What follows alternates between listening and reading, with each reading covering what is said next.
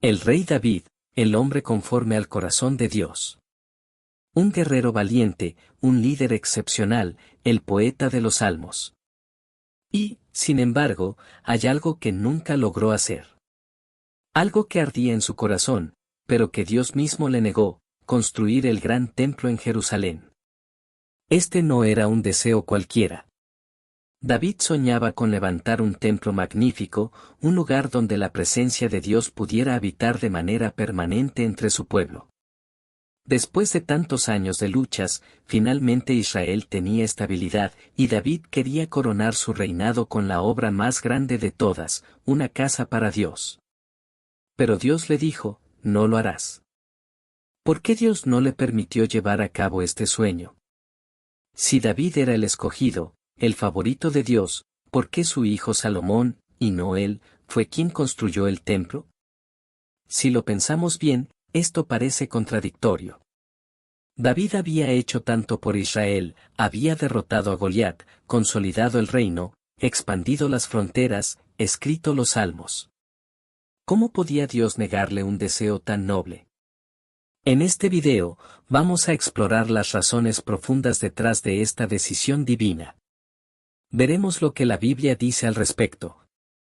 Analizaremos el significado espiritual de esta historia y descubriremos cómo este episodio en la vida de David apunta a un propósito aún mayor dentro del plan de Dios para la humanidad. Quédate hasta el final, porque te sorprenderá descubrir que esta historia no solo trata sobre David, sino sobre el mismo propósito de Dios para todos nosotros. David había logrado lo que ningún otro líder de Israel antes de él: establecer un reino fuerte y unificado. Bajo su reinado, Jerusalén se convirtió en la capital, y el Arca del Pacto, el objeto sagrado que representaba la presencia de Dios, fue traída a la ciudad. Pero había un problema. El arca no tenía un lugar permanente. Desde los tiempos de Moisés, la presencia de Dios había viajado con el pueblo en el tabernáculo, una tienda portátil que se movía de un lugar a otro. David miró su propio palacio, construido con los mejores materiales, y luego miró el lugar donde estaba el arca de Dios, una simple tienda. Esto no le parecía justo. ¿Cómo puede ser que yo viva en una casa de cedro, mientras el arca de Dios sigue en una tienda? Movido por este pensamiento, David decidió que construiría un templo. Un edificio grandioso, un lugar donde el pueblo de Israel pudiera adorar a Dios y donde su presencia pudiera morar para siempre. David compartió su plan con Natán, el profeta de Israel, y Natán, sin pensarlo demasiado, le dio su bendición. Haz todo lo que esté en tu corazón, porque Dios está contigo. Pero esa misma noche, Dios le habló a Natán y le dio un mensaje muy diferente para David. Dios tenía otros planes. Esa noche, Natán recibió una revelación directa del Señor con un mensaje sorprendente para David. Ve y dile a mi siervo David que no será él quien me construya una casa, sino que yo le edificaré una casa a él. Dios le recordó a David que nunca había pedido un templo. Desde los días en que sacó a Israel de Egipto, su presencia había estado con ellos en el tabernáculo. Nunca había reclamado un edificio de piedra. Pero además de esta respuesta, Dios hizo algo más.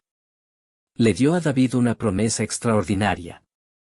De tu linaje levantaré un rey que establecerá mi reino para siempre. Él edificará mi casa, y su trono será eterno. Aquí estaba la clave de todo. Dios no solo hablaba de Salomón, quien construiría el templo físico, sino que estaba apuntando a un rey mucho mayor, el Mesías, el verdadero hijo de David. David aceptó la voluntad de Dios con humildad. Pero aún quedaban más razones detrás de esta decisión. Razones por las cuales David no construyó el templo. 1. David era un hombre de guerra y sangre. En Primera de Crónicas 22:8, David mismo revela lo que Dios le dijo. Tú has derramado mucha sangre y has hecho grandes guerras, por tanto, no edificarás casa a mi nombre, porque has derramado mucha sangre en la tierra delante de mí.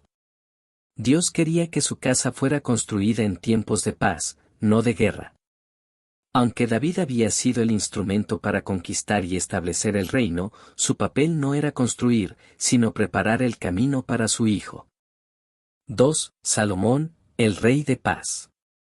El nombre Salomón proviene de la palabra hebrea salom, que significa paz. Salomón no era un hombre de guerra como su padre. Era un rey de sabiduría y diplomacia.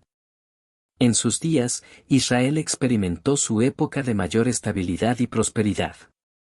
Dios quería que su templo fuera construido en un ambiente de calma, no de conflictos y derramamiento de sangre. 3. Un simbolismo profético del templo y el Mesías. El templo de Salomón no solo fue una construcción física. Fue un reflejo de algo mucho mayor. En el Nuevo Testamento, Jesús se identifica como el verdadero templo de Dios. Destruyan este templo, y en 3 días lo levantaré, Juan 2:19. Así como David no pudo construir el templo, sino que su hijo lo hizo, de la misma manera, el Mesías, el hijo de David, sería quien edificaría el verdadero templo de Dios en los corazones de su pueblo.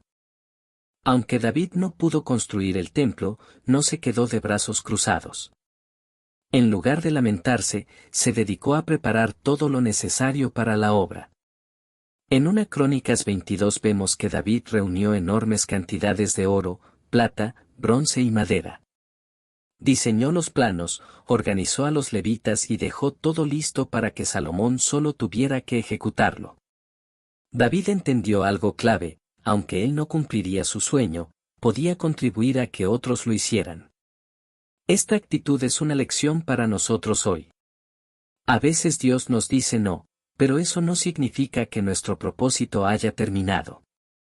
La historia de David y el templo es más que un simple relato del pasado. Es una lección viva de obediencia, humildad y propósito. Nos recuerda que, aunque nuestros planes pueden parecer buenos y nobles, Dios siempre tiene una perspectiva más grande, un propósito más alto.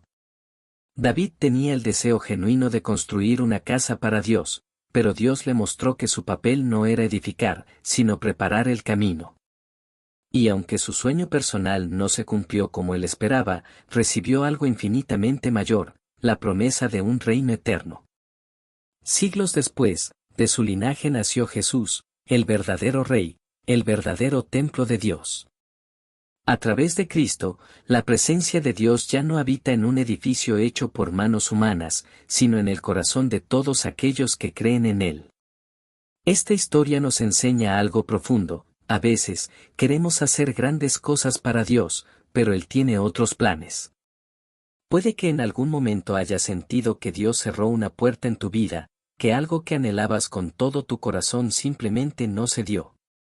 Y en esos momentos, en lugar de frustrarnos o sentirnos rechazados, debemos recordar que sus caminos son más altos que los nuestros. Su voluntad siempre es perfecta, incluso cuando no la entendemos de inmediato.